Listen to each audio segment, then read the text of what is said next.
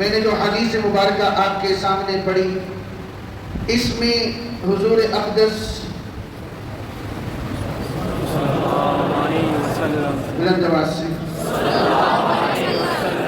صلی اللہ علیہ وآلہ وسلم نے فرمایا، میرے بعد 30 کذابون، 30 جھوٹے نبوت کے دعوے دار آئیں گے۔ انا خاتم النبیین، میں نبی آخری، لا نبی بعدی، میرے بعد نبی کوئی نہیں۔ ان دو باتوں کا آپس میں تعلق کیا ہے؟ ایک طرف فرمایا 30 کذابون، 30 جھوٹے آئیں گے، دوسری طرف فرمایا میں نبی آخری۔ ان دو باتوں کا آپس میں تعلق کیا ہے؟ دیکھیں، ہمیں یہ بات سمجھائی جا رہی ہے کہ نبی پہلے آتے تھے، گمراہ کرنے والے بھی آتے تھے، وہ گمراہی پھیلاتے، کوئی نہ کوئی نبی آ کر اس گمراہی کو ختم کر دے گا۔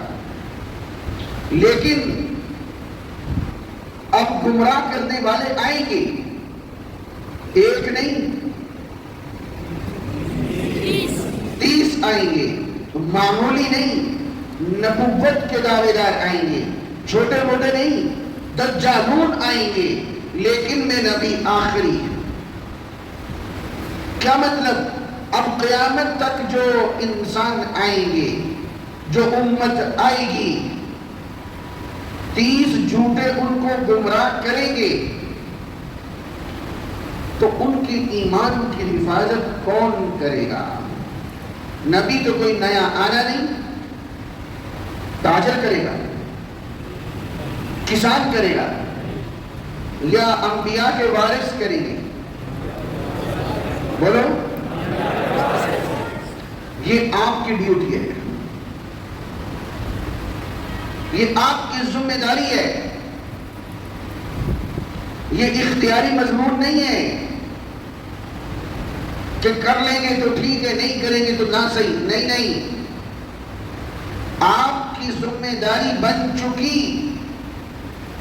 جو کرے گا وہ بچے گا، جو نہیں کرے گا، میرا جملہ یاد رکھنا، پھر یہ گندا پانی، پھر یہ فتنے اس کے گھر کے اندر گھس جائیں گے۔ میں بڑے بڑے علماء کی اولادوں کو بگڑتے ہوئے دیکھ رہا ہوں۔ دورہ حدیث پڑے ہوئے مرتد قادیانی سے میرا مناظرہ ہوا ہے۔ یہ اختیاری نہیں ہے، کام کرنا پڑے گا۔ اب اگلی بات سمجھو، کیسے کریں گے؟ اللہ کے نبی نے فرمایا دجالون، وہ دجل کریں گے۔ دجل کس کو کہتے ہیں؟ دجل کہتے ہیں جب حق اور باطل آپس میں یوں ملا دیا جائے، پتہ ہی نہ چلے حق کیا ہے، باطل کیا ہے، جھوٹ کدھر ہے، سچ کدھر ہے۔ مسلمہ کی اذان اشہد ان محمد رسول اللہ سے ہوتی تھی، سننے والا اعلان ہوتا تھا اذان ہمارے والی ہے، صحابہ جنگ لڑ رہے، یہ دجل تھا، دجل۔ دور میں امت نے، علماء نے اپنی ذمہ داری ادا کی ہے۔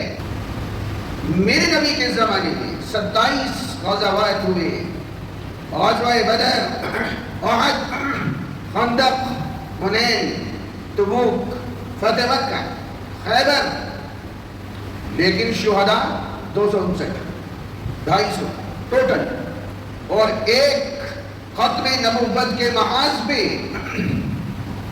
1200 صحابہ شہید ہوتے ہیں۔ ہمیں کیا سمجھایا جا رہا ہے؟ کچھ ہو جائے، ختم نبوت پر حرف برداشت نہیں ہو سکتا۔ توجہ ہے، اگر ختم نبوت پر حرف آ گیا تو پھر آپ بخاری شریف نہیں پڑھیں گے، پھر آپ اس جھوٹے نبی کی حدیثیں پڑھیں گے، آپ قرآن مجید نہیں پڑھیں گے، پھر اس جھوٹے نبی کی جھوٹی وحی پڑھیں گے. میں نے بہاءاللہ ایرانی کی کتاب اقدس اتنی موٹی ہے، وہ کہتا ہے باقی کتابیں منسوخ، میں نے وہ پوری کتاب پڑھی ہے. دجل اور فریب کا ایک شاہکار ہے. آج ہمارے کندھوں پہ جو ذمہ داری ہے، ہم نے کل کو اپنے نبی کا سامنا کرنا ہے. اور آپ یقین کریں،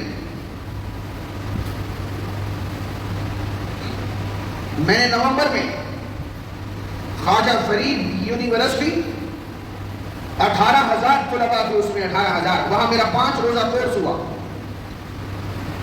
آخر میں نے ان طلباء سے کہا کہ تم بھی سوال کرو. ان اساتذہ سے کہا تم بھی سوال کرو. میرے ساتھیوں، اللہ کی قسم میرا دل زخمی ہے. 90% طلباء ہمارے ہاتھوں سے نکل چکے. اس کی وجہ کیا ہے؟ ہمارا قصور ہے. ہمارا منبر و محراب ان فتنوں کی نشاندہی نہیں کر رہا. میں وہ وضاحت میں جاؤں، میرا گھنٹہ اس میں لگ جائے. میں آج بھی ایک فکر مند کر کے یہ بتانا چاہ رہا ہوں، ہمارے دور کا سب سے سنگین ترین فتنہ قادیانیت کا ہے. آخر کیا وجہ ہے؟ علامہ انور شاہ کاشمیری، عطا اللہ شاہ بخاری، حضرت بن نوری، یہ بڑے بڑے دماغ اس فتنے کے پیچھے لگے. ان کو پتا تھا اس کا دجل اتنا بڑا ہے کہ اگر اس کو قابو نہ کیا گیا یہ امت میں بہت بڑا نقصان کرے گا.